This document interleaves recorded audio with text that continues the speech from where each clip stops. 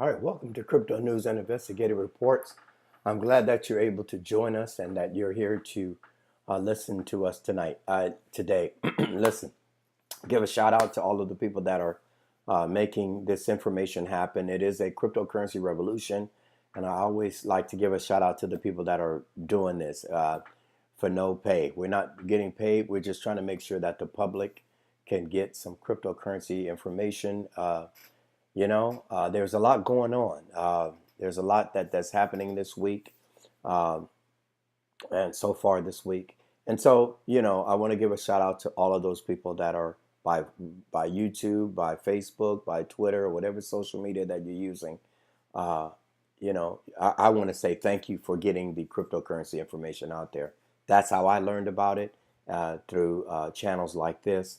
And I hope that you can take this channel and tell somebody else about it. All right.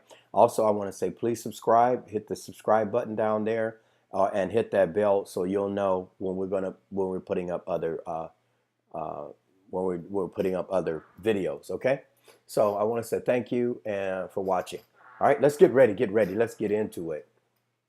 Uh, the first thing I want to talk about is this lady right here, Christine LeGreat. Actually, before I even go to Christine, let me see if I can get the live coin watch back up behind me here. This is live coin watch, and Bitcoin is at $109 billion. Ethereum's at $36 billion. XRP is at $13 billion. Bitcoin Cash is at $10 billion. And so also you got EOS is at $5 billion. And so that's the majority of the the cryptocurrency market cap. That's a lot of money. I didn't say hundreds, I said billions. So there's billions of dollars out there in the cryptocurrency market. So I guess I should make this statement on the onset. Don't get nervous about what's going on this week. I have a group of about 87,000 people that I associate with online in cryptocurrency. And you won't be able to see this because it's going to be too bright on that screen. But I put up a statement. I said, there is too much emphasis on Bitcoin ETFs. Anybody out there agree with that? There is too much emphasis on Bitcoin ETFs. And a lot of people, they said they agree. A lot of people agree. A lot of people made some very good comments about, trying to manipulate the markets. And we kind of talked about it all day about this big ETF thing. And I was watching Bloomberg, and Bloomberg's on behind me right here. They were talking about it. And, so all this ETF derivative, institutional investors like, if like they sneeze and the cryptocurrency exchange catches a cold, we got to really make sure that we got to stay focused on cryptocurrency. You know what I mean? I think the institutional investors, and I'll say this at the beginning of this video, institutional investors bring along their problems along with them. All right. So it's great to have institutional money coming into cryptocurrency, but remember, they bring their problems along with them. Their baggage comes along with them, like what we're experiencing this week. Markets taking a dive, going down. I won't say a dive, but his market's going down because of the ETF denial or delay. And so they're going to get their way. The institutional investor, they're going to get their way. But here's the thing that I want to say. I want to say to everybody, that all the retail investors that was buying Bitcoin and buying cryptocurrency when the institutional investor would not. So the institutional investor cannot lay claim to this. It was the regular guy. It was a retail investor that was fed up with what happened in 2008. It was a regular guy that said, I'm going to put some money in cryptocurrency. And they start seeing these $50 billion, because $50 billion is not any threat to any fiat currency right now. There is a huge difference between 50 billion or 200 billion cryptocurrency dollars. Compare that to whatever the fiat market cap is. What is it? $50 trillion. So there's no real imminent threat. Fiat cryptocurrency is not an imminent threat to fiat currency at all. That's why there's no real need to mass adopt anything. You know what I mean? Because it's not a threat. You know what I mean? So there's no pressure on the IMF, World Bank, central banks, Federal Reserve. They're just trying to get ahead of it. Okay, and so that's why you can see all of the different, like for instance, I know one of the main people that are establishing relationships with political relationships with these entities, IMF, establishing relationships with the Federal Reserve is Ripple XRP. They got a lot of people that are establishing relationships, and what that does is proximity to these institutions, these regulatory agencies, and these policy advisors and these policy agencies. Only thing that does is that gets you in the know. It doesn't mean necessarily that they're going to select you.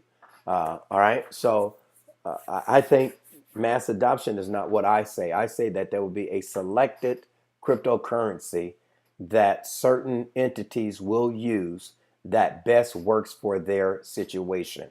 And that could be Ripple XRP because I believe Ripple XRP is the best for banking. And, that banking segment is something that Ripple, what popped into my mind is Brad Garlinghouse and that peanut butter dossier thing that he says, look, we ain't putting peanut butter on every piece of bread. That's too much. We done got peanut butter on every piece of bread. What Ripple XRP said, look, let's just handle this one problem. And they have use cases for that one problem. That's wise. That's smart. That's the right thing to do. That's going to catapult Ripple as the first cryptocurrency to be out there, right?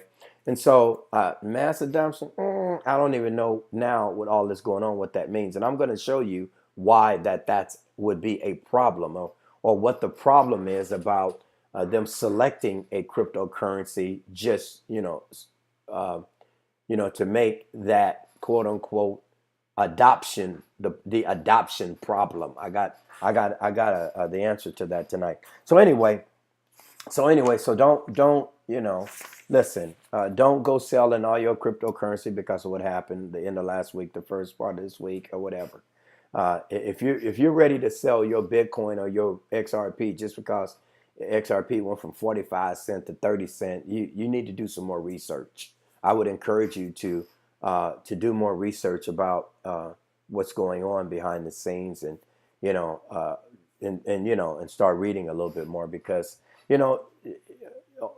on the stock exchange, let me see, who's Coronado is 12 cents. Let's see here. EOS is only $5, 571. XRP 35 cents. Tether 99 cents.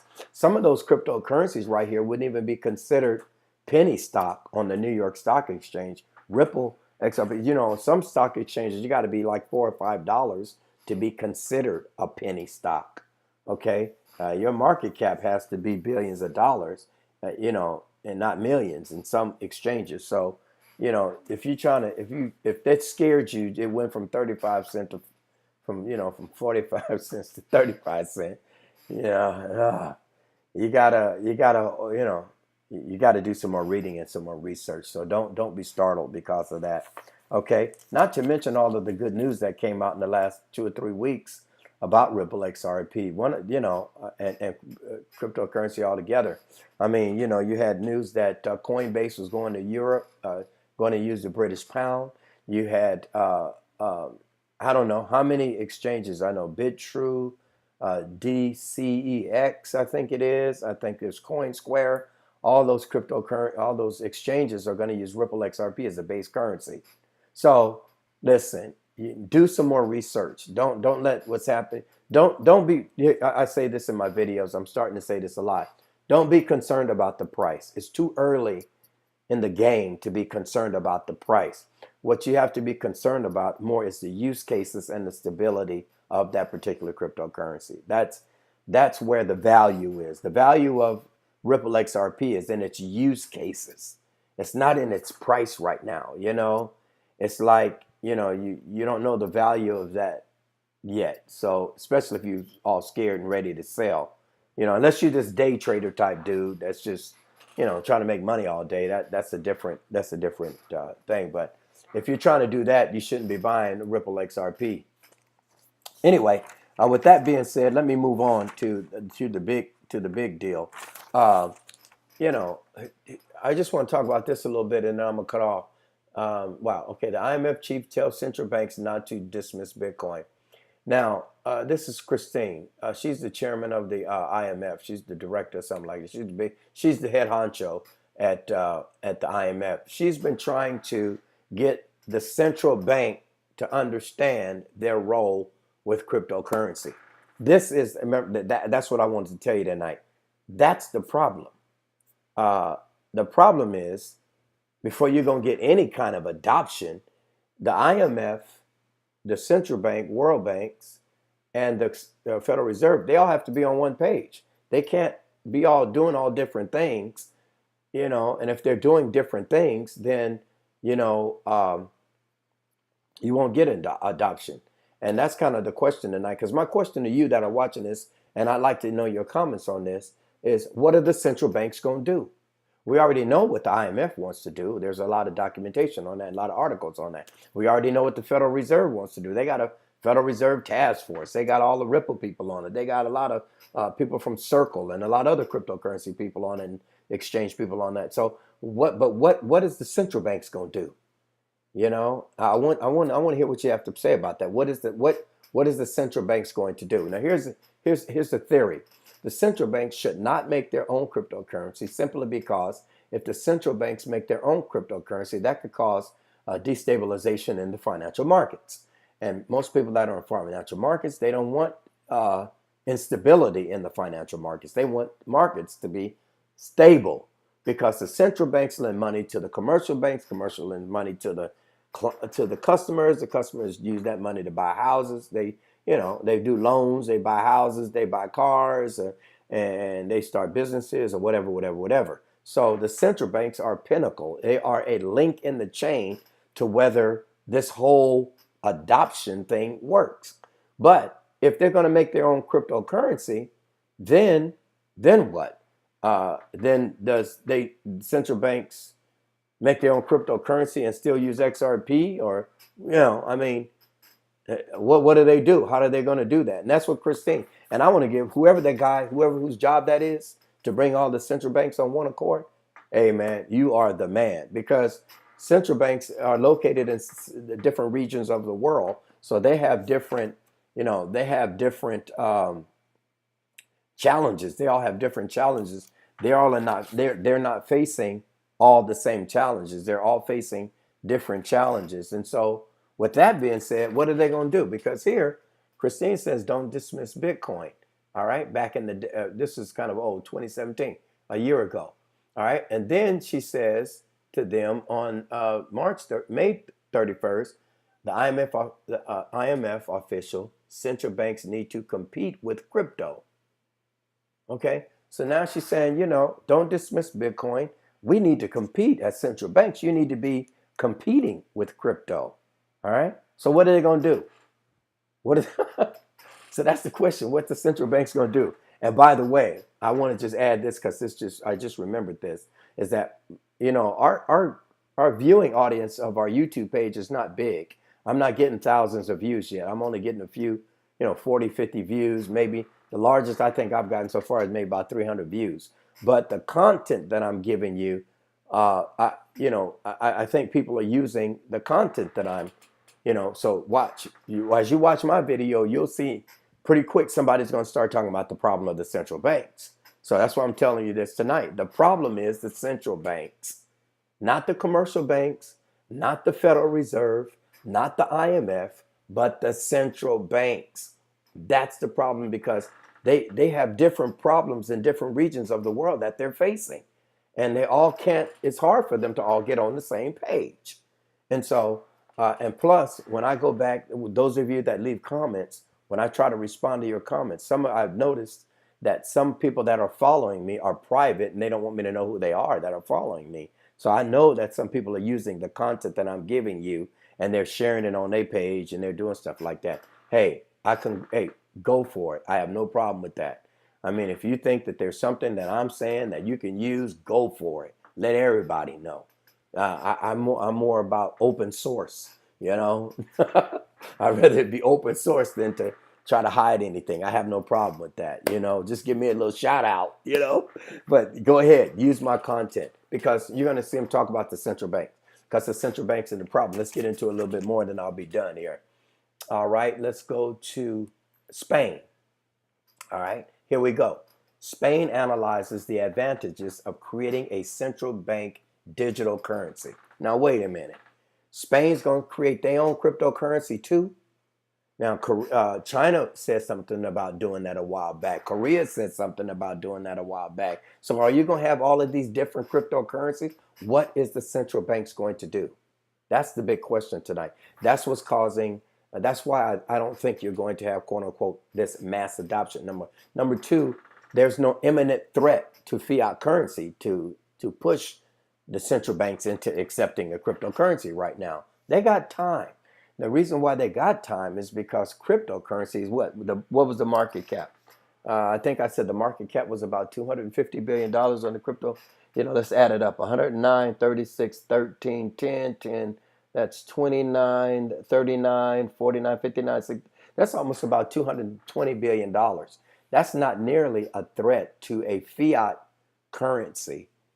You know what I mean? And plus, the United States has a reserve currency. So if the federal, that's one of the little caveat to this whole problem is the reserve currency of the world. All right, the United States have the reserve currency of the world. So it's quite bullish to think that mass adoption is some imminent threat, and they need to run out and get XRP for it.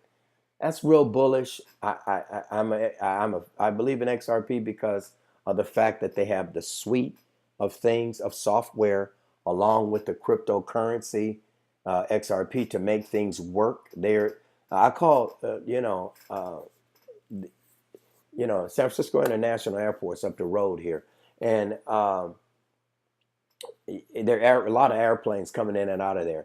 You know what? Ripple is like the first flight out in the morning, right? Ripple XRP was the first aircraft to take off and get going in this race. All right, and so all these other low LLCs, which are low cost carriers, they're all trying to fly around to catch up with the established carrier like a Ripple XRP. So yeah, I do agree that the XRP is the best thing for them. Somebody should get all of the. I do think that everybody should come together as a central bank, get the central banks together and tell them to select Ripple XRP. But they have different things that's going on in these central banks. So these central banks, they're having some serious problems. So Spain is talking about making their own cryptocurrency. And then Taiwan, on the other hand, this came out, this one about Spain. What was the date on that? Spain, this was August 8th, 2018. Taiwan, August 8th, 2018. Taiwan is seeing a growing crypto industry, but central bank isn't so keen on it. All right, so what does that tell you? That tell you they're not really interested in it. And in one of my previous videos, I pulled up an article about the central banks are pushing back on cryptocurrency altogether. So the problem before you're going to get some mass adoption or adoption period is that you've got to handle this problem of the central banks. I think I've already said this, and I don't know if I have, is that I know Ripple XRP has set up relationships. They've built relationship with the IMF. They've built relationship with the Federal Reserve. And like I said, relationships will get you some information, but that does not necessarily mean that relationship will get you selected as as an exclusive cryptocurrency. So, yeah, anyway, so that's the problem. I'd like to know what you guys think about that. What are they going to do? What are the central banks going to do? Because that's where the problem is. It just popped into my mind right now. Maybe the central banks still develop their own cryptocurrency and still use Ripple XRP. That could be a solution to the central banking problem. What do you guys think about that? All right, leave me some comments. Let me know. Please hit like, and please like what we're doing. Hopefully, I haven't told you already, but I'll tell you again. We tried to be a part of a blockchain conference. And the blockchain conference would not let us come in and be a part of their conference because we were not big enough. And so that kind of made me laugh, because whenever somebody tells you that you're not good enough or you're not big enough or anything like that, that's fuel for the fire, right? Let me see if I can find that. I'm not really sure who that was. It was a I just want to share that story with you about not giving up. You know, I have a not giving up story about now, and you won't be able to see this because I'm still working on how to get all these screens all together. That's why you see all these different screens. I'm watching Bloomberg on one screen, watching live coin watch on the other screen, and let's see here. Let's see here. Yeah. There it is. Yeah, it was the I don't know if you'll be able to see it. No, you can't see it. Okay, it was a block show. The block show is being held in Las Vegas, and so we were going to go to the block show in Las Vegas. So they were giving away free tickets, and I thought, okay, well, we'll go as a YouTube news channel about cryptocurrency. And she said, thank you.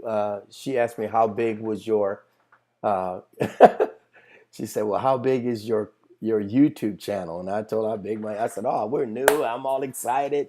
You know, we're a new cryptocurrency news channel. I'm trying to do this YouTube channel thing and Twitter thing and trying to get out. You know, I told her I was a former member of the NAIC, the National Association of Investors Corporation. I said, hey, you know, this is going to be great, and it'll be our first channel. She kicked me back and said, you guys are not big enough. You guys are not big enough. So it's like when you guys grow up, then we'll let you come to the block show that's in Las Vegas. Okay. And so, you know, when you get stuff like that, folks, I just want to encourage you. That's fuel for your fire, right? When they say you can't, tell yourself you can, and you keep going. You keep pressing on. I read that because I'm going to keep that, you know, once our viewership gets up to, you know, a few people and we get some more people going on this channel, and then we'll talk to her again. All right. So wherever you guys are, have a great night, a great day. And wherever you are, if it's nighttime, have a great night and stay encouraged. Don't, you know, don't worry about the institutional investors. They're going to get in. They're going to bring their money in with them. Just know that you were at the party before they were, and it is because of the retail investor, the small guy made them turn their heads and start watching cryptocurrency. It was a small guy that did that. So congratulations to you. You did what they said that they were calling cryptocurrency a joke. A couple of years ago, they said Bitcoin would never make it, cryptocurrency never make it, and you've turned their heads. And now they're going, oh my God, cryptocurrency is something that we really have to pay attention to. So until the next time, guys.